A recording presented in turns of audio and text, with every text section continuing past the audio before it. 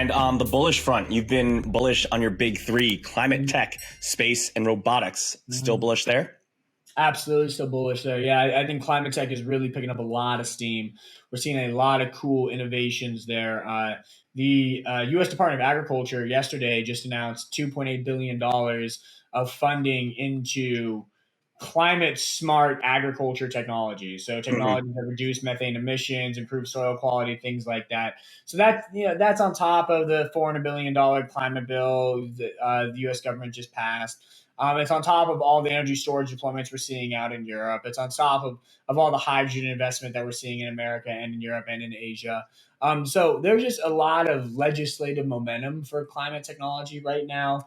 We follow the VC markets very closely. VC funding has dried up for a lot of sectors. The one place it has not dried up is climate technology. Climate tech remains red hot. People are still investing hand over fist in that area. So I do, the coupling of hydrogen, wind, solar, energy storage systems, electric vehicles, that whole arena we remain very bullish on for the next several years. When you talk about EVs and ESS, they're lithium. Most of them are lithium ion battery based. So a collapse in lithium prices should help them, and lithium prices should head lower if we do get more of a recession feel in the global macro environment. So that actually helps those stocks. So very much still bullish on climate tech. Looking over at robotics, very bullish on what's going on there. Very, very, very bullish.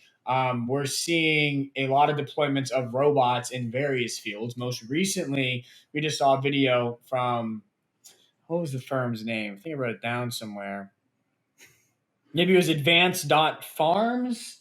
Okay. I don't know. I saw the video. It was fantastically cool. It was this robotic apple harvester. So it was this big robotic machine that would go down the rows of apple trees and just like auto pick them. It did like 30 apples in a minute.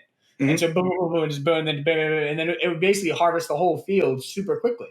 That is an example of how automation is helping improve productivity at this time. When productivity needs to increase, how do you decrease inflation? You increase productivity. If you increase output per unit of labor on the same cost per unit of labor, then you improve the inflation situation and you reduce labor costs. So I think that is, we're seeing that happen.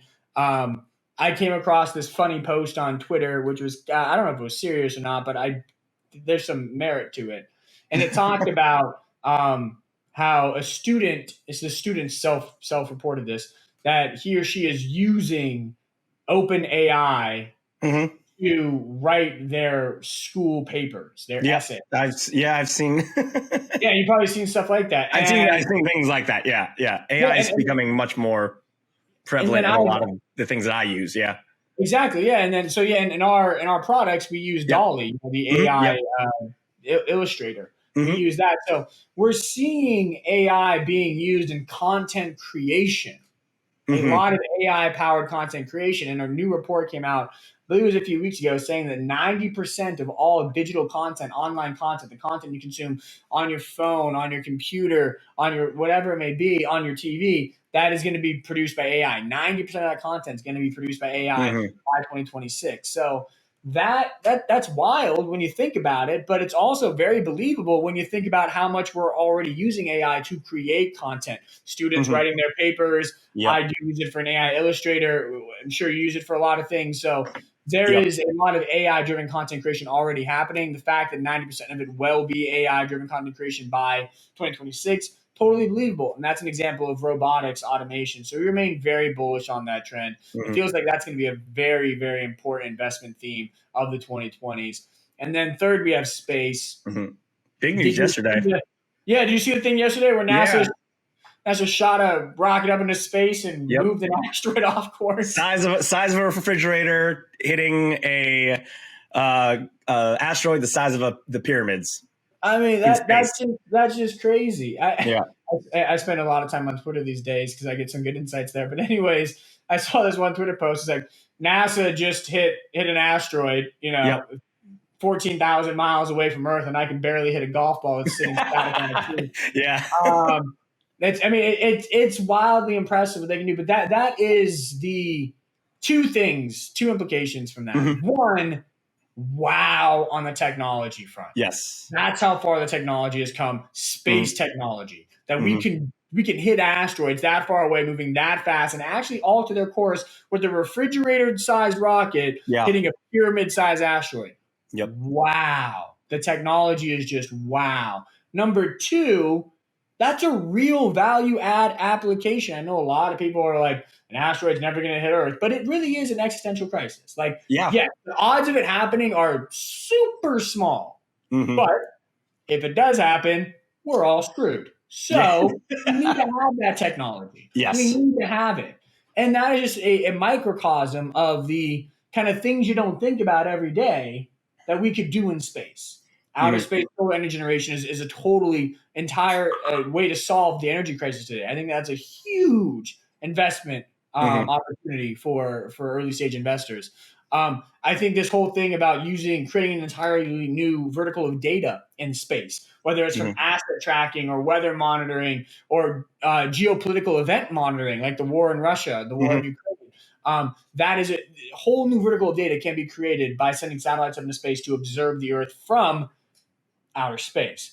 So Mm-hmm. there are just so many things that can happen in space that we're not thinking about every single day. And I think investors are going to start realizing that more and more in 2023, especially if the macroeconomic tide turns. So Mm-hmm. again, I remain very bullish on space stocks. So Mm-hmm. to answer your question in short, Aaron, Yeah. big three, climate tech, Mm-hmm. robotics, space. I think those are going to be the three best performing sectors of 2023. I am as bullish today as I've ever been on them. Totally full in with those stocks. Before we get into some of your individual stocks, I actually had a question, something that popped up in my feed, Sure. and tying to our clean tech, specifically EVs. I believe it's a French company. It's called Transport One. They're doing EV conversions. So they're taking traditional gas cars, taking out the engine, putting Yeah. in electric vehicle. I have two questions. One, is this a sector that we should be, starting to pay attention to? And B, if it is this something that could disrupt the EV industry where the cost of entry is much lower than buying a new EV, and you can be done in as little as 4 hours? Yeah, that I think that's a fascinating technology and a fascinating application. I don't think that it is at the level. At one point in time in the future, Mm-hmm. it could definitely be at the level of being good enough to replace a new EV. But Mm-hmm. the specs on that tech right now, based on what I know, you might know more than me because I am Mm-hmm. not an expert on the EV, the changing of gas to EV Mm-hmm. on the spot. The specs on that are the ranges aren't as long, the recharge Yes. times are longer. That Mm-hmm. it's simply not good enough to really be a truly usable vehicle. Like the Mm-hmm. EVs are coming out with now have the same ranges as your gas car. They Mm-hmm. can recharge very quickly. Like they are very mass usable electric vehicles. So Mm-hmm. until the technology for EV transition stuff, I'm going to call it EV transition stuff. Sure. Yeah. Until Mm-hmm. that technology gets to a point where those vehicles have 300 plus miles of range, 350 plus miles of range, can recharge very quickly. Until we get to that point, I don't think that technology is a threat to new electric vehicle makers. Mm-hmm. It's also worth noting that even if that technology were ready today, Mm-hmm. it would dramatically alter the first round of EV sales, Mm-hmm. but not subsequent round of EV sales. Mm-hmm. Right? Like, let's say Yeah. I own a gas powered car. Mm-hmm. I transition it to an EV today, 2022. Mm-hmm. My car, let's say it's 5 years old. By Yep. 2027, it's going to be 10 years old. I'm probably going to need a new car. I'm Mm-hmm. not going to just transition that one with a new battery, Mm-hmm. right? I'm going to Yeah. go and buy a Get a new new one. Yeah. so like that technology will only impact the first round of EV sales. Mm-hmm. So that's kind of the catch 22 of the EV transition stuff, and why I'm not a huge expert in it, and why I haven't dedicated a lot of resources and time to it is it's not ready today to replace new electric vehicle sales. Mm-hmm. And by the time it is ready, most people will probably already have EVs. And so Mm-hmm. why would I use that technology anyways? Mm-hmm. I don't know where it exists in Mm-hmm. the timeline or how big it can be, but it does go along the lines like anything you can do to lower the cost of an electric vehicle for the consumer Mm-hmm. is a boost to adoption. NEO Yeah. is pioneering the battery swap stuff, and that is Mm-hmm. huge in China. China, like all their, not all of them, but a lot of electric vehicles are battery swap vehicles. Mm-hmm. Like you basically just eliminate the cost of the battery for the electric vehicle and just swap them in and out as opposed to recharging them. I mean, that is super cool. So I think Mhm. a lot of innovations are coming to the forefront to reduce costs for electric vehicles to a point where it is going to be inevitable that EVs are significantly cheaper than gas-powered cars within the next Mhm. 2 or 3 years.